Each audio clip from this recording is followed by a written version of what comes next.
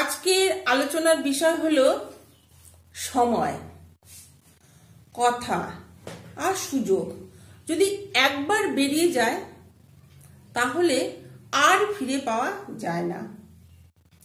যদি কারোর মধ্যে অহংকার বোধ আসে, যদি কারোর মধ্যে হিংসা বোধ আসে, যদি কারোর মধ্যে মিথ্যে থাকে, তাহলে পতন হবেই।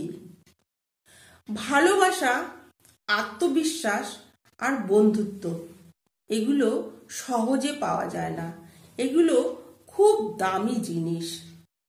আর শান্তি, আশা আর সততা এগুলো নিয়েই আমাদের বেঁচে থাকতে হয়, এগুলোকে কখনো হারাতে নেই।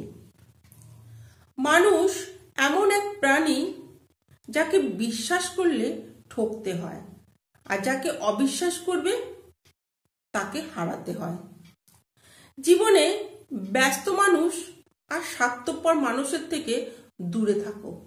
ব্যস্ত মানুষ তার ইচ্ছা মতন তোমার সাথে কথা বলবে, আর স্বার্থপর মানুষ তার প্রয়োজনে তোমার সাথে কথা বলবে। যদি তোমার প্রয়োজন হয় সে কিন্তু তোমার দিকে ফিরেও তাকাবে না। এটাই হচ্ছে স্বার্থপর মানুষের লক্ষণ। স্বার্থ নিয়েই তারা চলে আর ব্যস্ততা নিয়েই তারা চলে। এই দুই ধরনের মানুষের থেকে আমাদের সবসময় দূরে থাকতে হবে। জীবনে এদেরকে কখনো ক্ষমা করব না।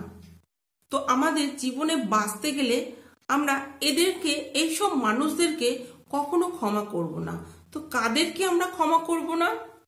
যে ভালো না বেসে অভিনয় করবে, ভালোবাসবে না অথচ অভিনয় করবে, এইসব মানুষদের থেকে আমরা তাদেরকে কখনো ক্ষমা করব না। যে বন্ধুত্বের সুযোগ নিয়ে বেইমানি করবে, বন্ধু হয়ে মিশবে অথচ বেইমানি করবে, এদেরকে আমরা ক্ষমা করব না। যে বিশ্বাসের অমর্যাদা করবে, বিশ্বাস করবে অথচ তার সম্মান দিতে পারবে না, তাদেরকে আমরা কখনোই ক্ষমা করব না।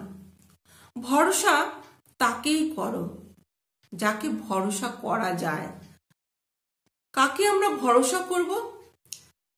দেখো, আমাদের হাসির মাঝখানে অনেকে দেখবে খুব হাসছে, কিন্তু হাসির মধ্যেও তার ভেতরে ভেতরে একটা চাপা কষ্ট আছে। এই কষ্টটা যে বার করবে সেই মানুষটাই কেই ভরসা করবে। যে তোমার হাসির মধ্যে লুকিয়ে থাকবে সেই কষ্ট, সেটা খুঁজে বার করবে, সেই মানুষকেই তুমি ভরসা করবে। আর রাগের পেছনে খুঁজবে তার কারণ, তুমি কি কারণে রেগে আছো, সেই মানুষকেই ভরসা করবে। আর চুপ করে বসে আছো, অথচ কি কারণে তুমি চুপ করে বসে আছো সেই কারণটা খোঁজার চেষ্টা করবে, সেই মানুষকেই তুমি ভরসা করবে। দেখবে বেশি চালাক মানুষ এটা সবসময় বোঝে, তারা খুব চালাক, তারা এটা এতটাই চালাক, তারা যে চালাকি করছে সেটা যে অন্য কেউ বুঝতে পারছে সেটা তারা বোঝে না। তারা সব বোঝে, কিন্তু তার চালাকিটা যে অন্য লোকেরাও যে বুঝতে পারে সেটা সে বোঝে না। এটাই চালাক লোকেদের একটা ভুল। তো চলো বন্ধুরা, আজকে যদি এই ভিডিওটা ভালো লাগে অবশ্যই লাইক কমেন্ট করো। তো এখানেই রাখলাম, নমস্কার।